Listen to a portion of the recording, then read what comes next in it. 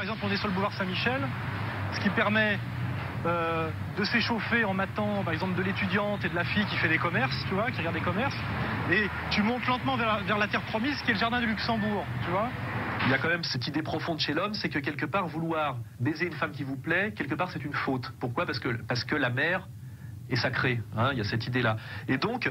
Et s'ajoute à ça après l'extension du secteur tertiaire, qui est le travail de bureau, qui est un travail strictement improductif, tu vois, très féminin d'ailleurs dans sa fonction, tu vois, et qui produit une psychologie, un rapport au monde, un rapport aux autres, qui sont les conditions inverses de la démocratie grecque. Tu vois ce que je veux dire ? C'est des gens très peu responsables, qui font un travail idiot, pas productif. C'est-à-dire que quand tu fais pousser un arbre, il pousse, il y a un échange, tu vois...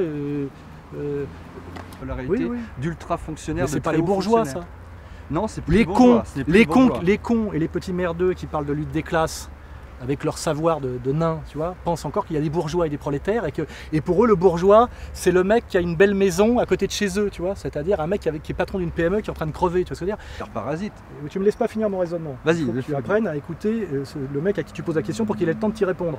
Ici tu rachètes la ville, parce qu'effectivement comme tu fais de l'argent à la bourse de New York, ici tu peux acheter en 5 minutes la ville de Hurt, mais moi ce que je revendique c'est que les Basques peuvent virer le mec qui arrive de New York avec son pognon un coup de pied dans le cul, et même le noyer dans la dour. Mais moi je serais considéré comme fasciste. Le plaisir, c'est la tête ignoble du type qui vient d'éjaculer. Tu vois ce que je veux dire, c'est réjouissant. Je me rase parce que je suis atteint d'alopécie. Okay. Et Bernard-Henri Lévy sera toujours considéré comme un type un peu de gauche parce qu'il a les cheveux longs. Alors le problème, c'est comment fait-il maintenant qu'il perd ses cheveux? Les mecs, un Glucksmann, qui est sarkozyste, qui a appelé à voter Sarkozy, qui a appelé à voter pour la guerre du Golfe, comme l'ignoble Romain Goupil, ces types-là ne s'en sortent que parce qu'ils ont encore des cheveux. Tu vois ce que je veux dire? Moi, je suis journaliste aussi. C'est que tu me poses des questions très longues dans lesquelles il y a déjà la réponse. Oui.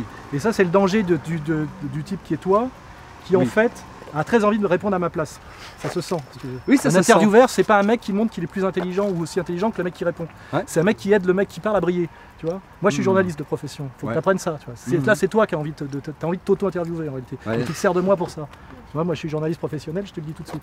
J'ai 25 ans de maison. Tu vois. Mais après, c'est un style. Mais le danger, c'est qu'à la fin... c'est parce que j'avais peur que j'arrivais pas à en placer avec toi, parce que quel torrent au téléphone. Mais tu n'as pas en placé une.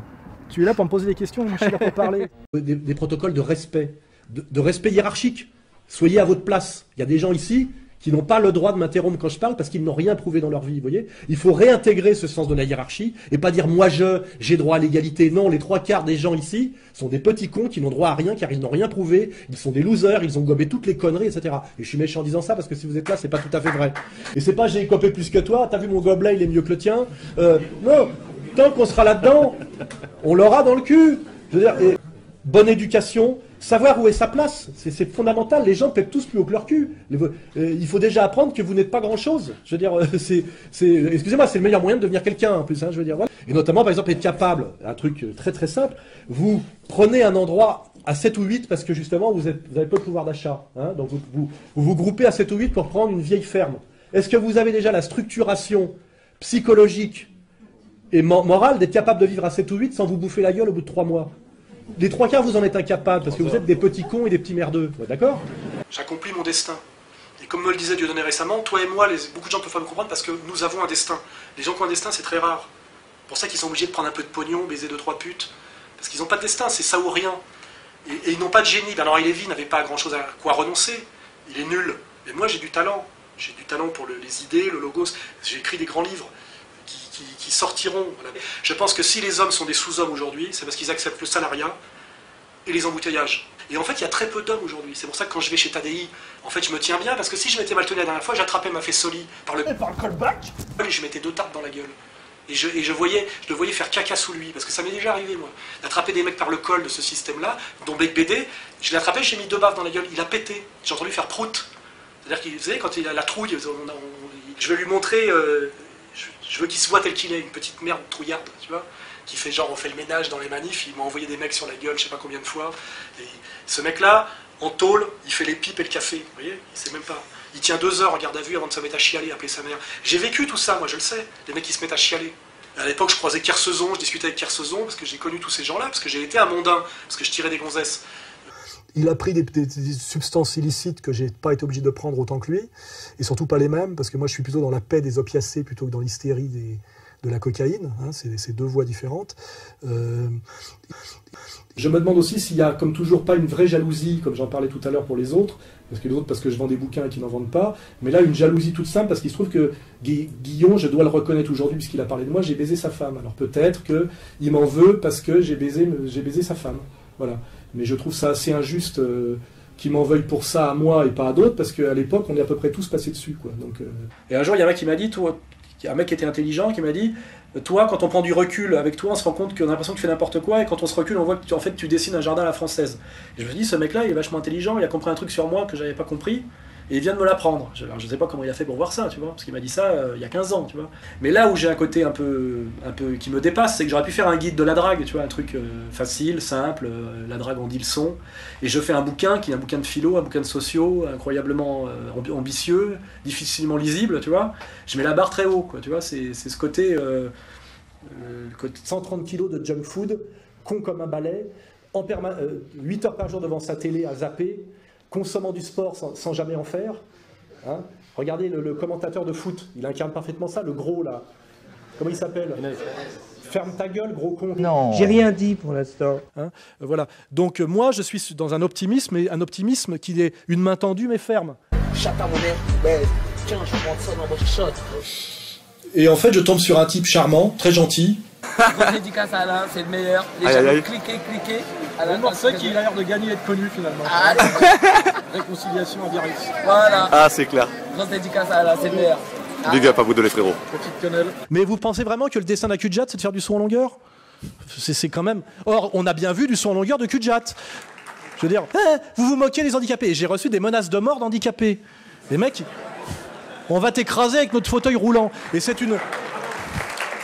comme ça, vous voyez? Et pout, pa, là ça devient Beethoven. Puis on a vu aussi le petit El Kabash, là c'est mon analyse un peu plus racialo-communautaire, qui est finalement le petit sémite séfarade, se soumettre finalement comme une femme à quelqu'un qui représente encore, je dirais, la virilité arienne, d'une certaine manière, même si elle est slave, vous voyez. Et ça, c'est la juste hiérarchie traditionnelle, vous voyez. Hein. Et quand je prendrai le pouvoir, car je finirai par le prendre un jour, je remettrai tout ça bien en place. Hein. Du grand économiste américain qui est le maître à penser des néoconservateurs sur le plan économique. J'ai un trou, là, si vous voulez m'aider. Non, Strauss, c'est de la... Keynes. Non. Friedman, bien sûr, voilà. Donc on a Friedman d'un côté. Plusieurs questions sous différentes formes, mais je vais résumer. Beaucoup de gens s'interrogent sur la spiritualité. Les Nord-Coréens sont des grands spécialistes du bronze. Ils coulent des bronzes de 25 mètres de haut, ce qui est quand même techniquement très dur, et ils font des portes en bronze massives de plusieurs tonnes. Il est sorti sur le débarquement, dans une phrase d'époque où il précisait qu'il ne célébrerait pas, lui, le débarquement, puisque c'était le début de la colonisation de son pays, en fait. Un hôpital psychiatrique, hein, ce qui est leur place. Hein, voilà. Je commence à me parler poliment. Tu me respectes pas? Non, non. Hein, voilà. Ah, mais tu vas arrêter de faire ça. Non. Hein, voilà. Mais oui, c'est tout. Allez! Mais oui mon bébé! Allez! M'appuie maintenant! Il se cache!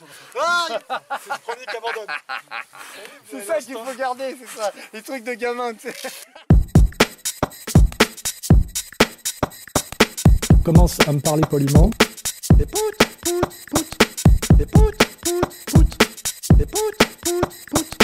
Et commence à me parler poliment.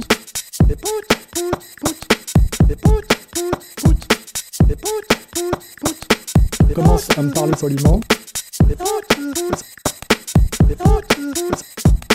Mais oui mon bébé! Commence à me parler poliment.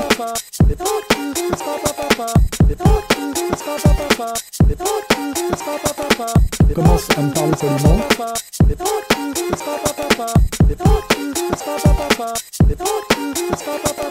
Commence à me parler poliment.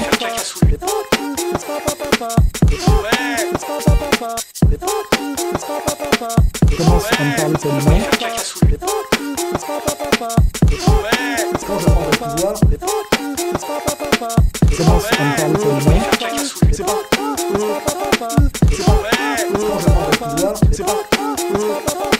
Commence à me parler poliment. C'est pas.